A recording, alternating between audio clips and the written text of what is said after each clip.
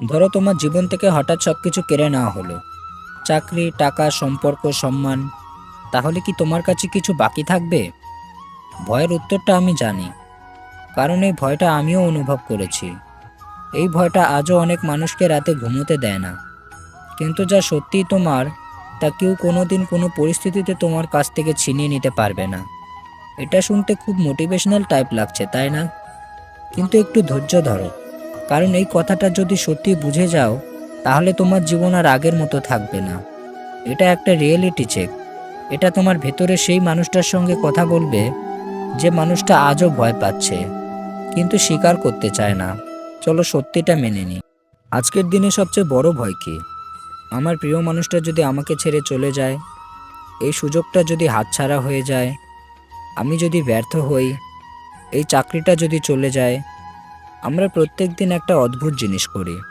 আমরা নিজের জীবনের নিরাপত্তার চাবি অন্যের হাতে তুলে দিই, তারপর ভয় পাই ওরা যদি সব কেড়ে নেয়। কিন্তু এখানেই প্রথম বড় ভুল। একটু ভেবে দেখো তো, যদি সত্যিই কেউ তোমার ভাগ্যের জিনিস চুরি করতে পারত, তাহলে অ্যামাজনে ডেস্টিনি 50% অফ বিক্রি হতো না। যা আসলে তোমার, তা তোমার চরিত্রের সাথে, তোমার কর্মের সাথে এবং তোমার মানসিকতার সাথে মিশে রয়েছে। এগুলো কেউ ছিনিয়ে নিতে পারবে না। আজকের গল্পটা এটা শুধু তোমাকে বলবে না, বরং প্রমাণ করবে। কিন্তু তার আগে একটা গল্প, একটা ছেলের। ধরো তার নাম অরূপ। অরূপ খুব সাধারণ পরিবার থেকে এসেছে। অনেক কষ্ট করে পড়াশোনা, অবশেষে একটা চাকরি, সব ঠিকঠাক চলছিল। তারপর হঠাৎ একদিন এক email, we regard to inform you. ব্যাস, চাকরি শেষ। 1 মাসের মধ্যে স্যালারি শেষ।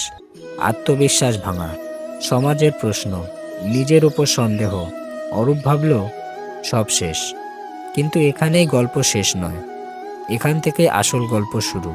অরূপ একদিন একটা জিনিস বুঝল, চাকরি ছিল একটা মাধ্যম, পরিচয় না। তার আসল শক্তি ছিল শেখার ক্ষমতা, কঠোর পরিশ্রম, সমস্যা সমাধানের দক্ষতা। এই জিনিসগুলো কি কেউ কেড়ে নিতে পেরেছে? এবার একটু নিজের দিকে তাকাও। তোমার ডিগ্রি কি তোমার পরিচয়? তোমার স্যালারি কি তুমি? তুমি কি সত্যিই সেই সম্পর্ক যেটা ভেঙে গেছে, নাকি তুমি তার থেকে অনেক বেশি? এই প্রশ্নটা বেশিরভাগ মানুষ নিজেকে করতে ভয় পায়। অরূপ আবার শুরু করলো, ছোট কাজ, ফ্রিল্যান্সিং, স্কিল আপগ্রেড। 6 মাস পরে নতুন সুযোগ, আগের থেকে ভালো। কিন্তু সবচেয়ে বড় পরিবর্তন কোথায় জানো? তার মাথার ভেতর। সে আর ভয় পায় না, কারণ সে জানে যা আমার, সেটা কেউ ছিনিয়ে নিতে পারবে না। এই পৃথিবীতে দু ধরনের জিনিস আছে, এক হলো এক্সটার্নাল প্রসেসিয়ন্স, আর দ্বিতীয়টা হলো ইন্টারনাল অ্যাসেটস। এক্সটার্নাল মানে টাকা, চাকরি, স্ট্যাটাস আর মানুষ। এবং ইন্টারনাল মানে স্কিল, মাইন্ডসেট, কারেজ, ডিসিপ্লিন এবং ভ্যালিউস। এক্সটার্নাল জিনিস চলে যেতে পারে, কিন্তু ইন্টারনাল জিনিস মৃত্যু পর্যন্ত তোমার সাথে থাকবে। কিন্তু এখানেই একটা ভয়ঙ্কর প্রশ্ন আছে, যদি ইন্টারনালটাই শক্ত না হয়, তাহলে এক্সটার্নাল আবার কিভাবে ফিরে আসবে? এই প্রশ্নের উত্তরই ভিডিওর সবচেয়ে গুরুত্বপূর্ণ অংশ। চলো এখন সবচেয়ে গুরুত্বপূর্ণ জায়গায় ফিরে আসি। কিভাবে নিশ্চিত করবে যা তোমার, তা কেউ ছিনিয়ে নিতে পারবে না?